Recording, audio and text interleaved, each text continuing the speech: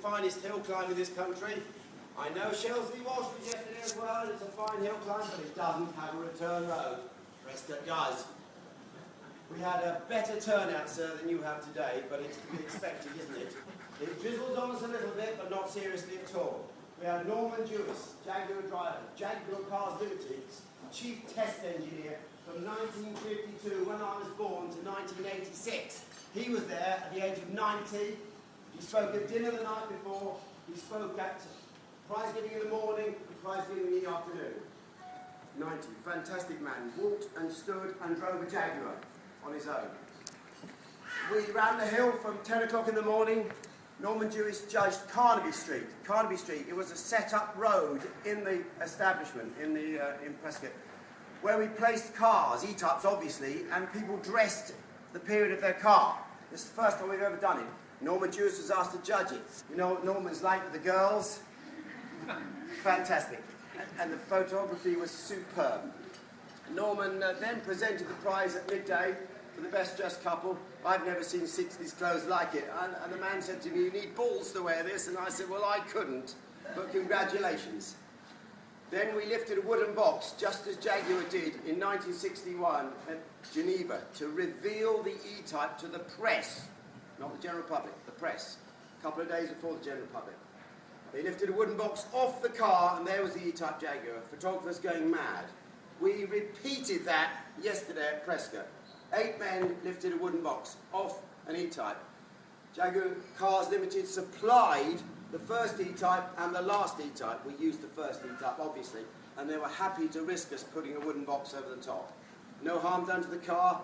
With Norman Jewis stood there, we lifted the box. It was astonishing. You saw for an hour before a wooden box. A brown wooden box with leapers on the side.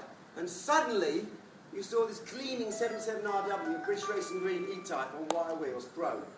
Looked great. Norman stood there, posed, and instead of opening the hill at 2 o'clock, which is what we're supposed to do, we took photographs of Norman, and I interviewed Norman for half an hour, constantly talking about the E-Type.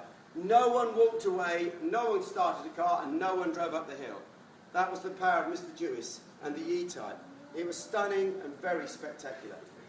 Prize giving was 4 o'clock. It rained a little bit then. Norman Jewis talked. He talked till 4:30. That was an extended prize giving. Concourse cars won the prizes, and one damaged car. We occasionally get a damaged car.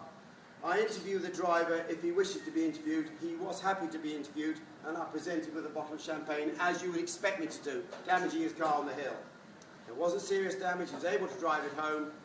He was delighted. He told us how he bought the car in America with the wrong engine in, put the right engine in, had driven it all through France for the last 3 months, and had demonstrated, driven it up the hill at Prescott yesterday. And he said, "I lost the car in anger." So he said, "I'm very proud of my marks." There you are, Jaguar E-Type, ladies and gentlemen, driven in anger. Thank you very much, Graham.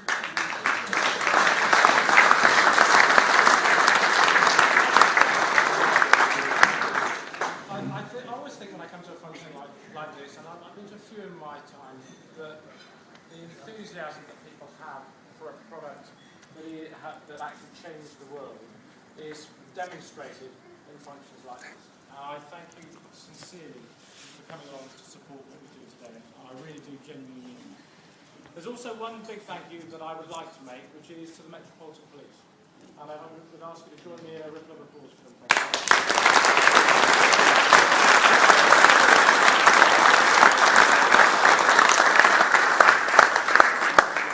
They stopped traffic as appropriate. They didn't stop traffic. And I think the whole exercise was conducted with huge professionalism and, frankly, huge admiration for the way that was dealt with. Coming through London just after rush hour in the rain, no major issues. Frankly, better than I could possibly have hoped for. So thank you very much. It's really appreciated. I'd now like to just remind you of a couple of things that we've got else going on today. We have a trip planned for tours to the 30th floor of the Canary Wharf Tower, which is 1 Canada Square. This is an area which actually isn't open to the public. In fact, it's a very, very private area that the owners of this estate, frankly, only open up to a very select group of people each year.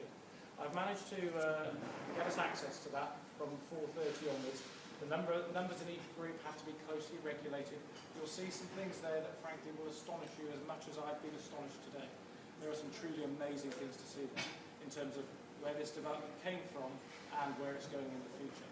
There's some models there that I won't even begin to describe because I don't have the words.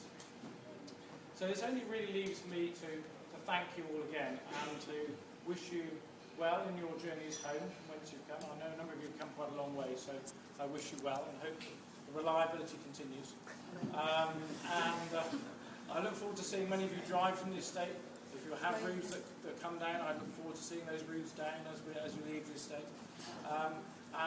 Thank you for bringing the better weather here to Canary Wharf, because we're here for the rest of the week and through into the weekend. And frankly, we could do with some good weather, so thank you very much. Much appreciated.